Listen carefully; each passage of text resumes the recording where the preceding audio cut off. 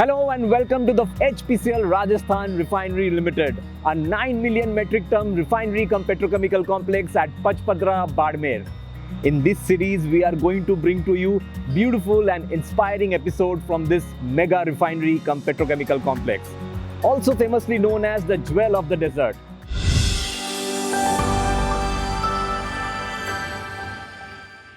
In the first episode, we have with us Ms. Neha Tiwari, who has been working with us for last 1.5 years. So Neha, how are you and how are you feeling here? I'm great. How are you? I'm good. So tell us something about your experience here and tell us your journey, your story about us. So I joined this refinery in December 2023 and I've joined here as a fresher and I've been working in this cryogenic, as you can see, this is the compressed air and cryogenic nitrogen plant. And I've been working here for almost 1.5 years now and it has been a very memorable experience for me. I think this is something that I will cherish for the rest of my life. Okay. Because this is something that you're going to see from the very grassroots of the beginnings. And the plant that you see right now is the plant that is the base of the entire pre-commissioning and commissioning process of this entire complex. Okay. So I think it's a privilege for me to be here.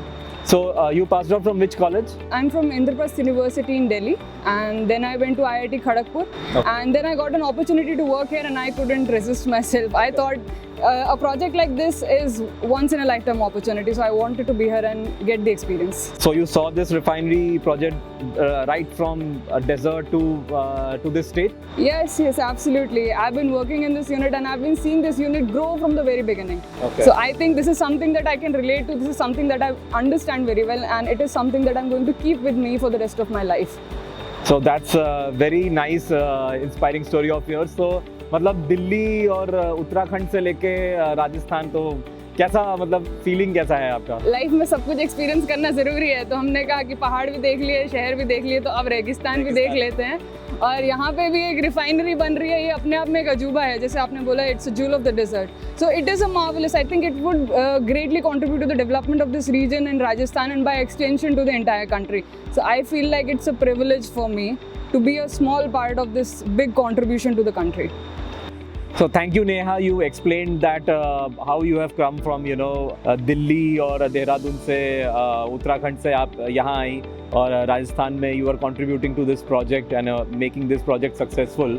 So now I will talk about something about your unit, the unit in which you are working. So tell us something about it. So as you can see, this is my unit in general. We get a good view of it. So what this unit is basically the spine of the entire pre-commissioning and commissioning procedure of the entire complex. Okay. What we are doing is we are moving towards the first step towards pre-commissioning. Okay. So we produce plant air, instrument air and nitrogen, which are very essential for running, everyday running of the entire complex. Okay. So we can hear a hum continuously coming from. So what is this hum? So this hum is basically the hum of pre-commissioning, I would say. Oh. So this hum, it began a few months ago. Okay. And from there on, we have started the pre-commissioning of the entire refinery and petrochemical complex area. Okay. So we are doing very critical activities as of now, which includes cardboard blasting and blowing, which is basically the cleaning up of the entire lines and the essential equipments within the complex. Okay, nice. That's very high tech, I would say.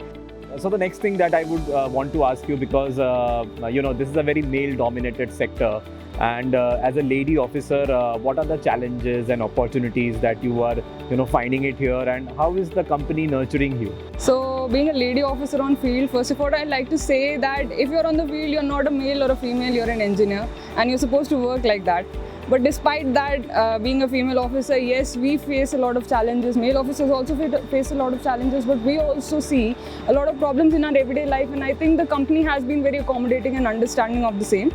So there are challenges. This is a very remote location. The weather conditions, as you can experience, are very harsh. There are extreme noises. This is just a fraction of what we are about to hear in a few months. Okay. So yes, there are problems and we are dealing with it, but that is what our job is. As engineers, it's about taking problems and solving things. Right, very beautifully put across. So one final question that I want to ask you, if you want to give a piece of message to the young girls who are aspiring to make their mark in engineering, a lot of young girls who are not willing to take mechanical engineering or chemical engineering, and what is their future, and these kind of projects, how does that change their career and their perspective in life in general? when I came here, I also had a very drastic change of perspective, and I would like to suggest all the young girls similarly that if you're interested in science, if you're interested in engineering, just go for it. Gender basically doesn't matter, and the life is changing these days. The environment, the society, and the mindset of people is changing constantly. So you should just go ahead, deep dive into all these things, and you'll explore. There's a lot more than just the gender biases across. And I'd like to say, if you're interested in engineering and science, just come with us. Come help us break those glass ceilings that we're all talking about.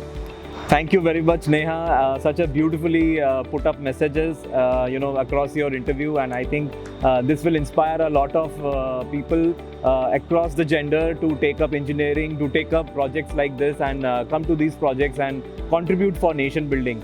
So that's all from the first episode of Spirit of HRRL, and we thank Ms. Neha Tiwari for joining this beautiful conversation, and I'm sure stories like this will inspire a lot of people, and like this we are going to bring more such stories. So stay tuned. Namaskar. Jai Hind.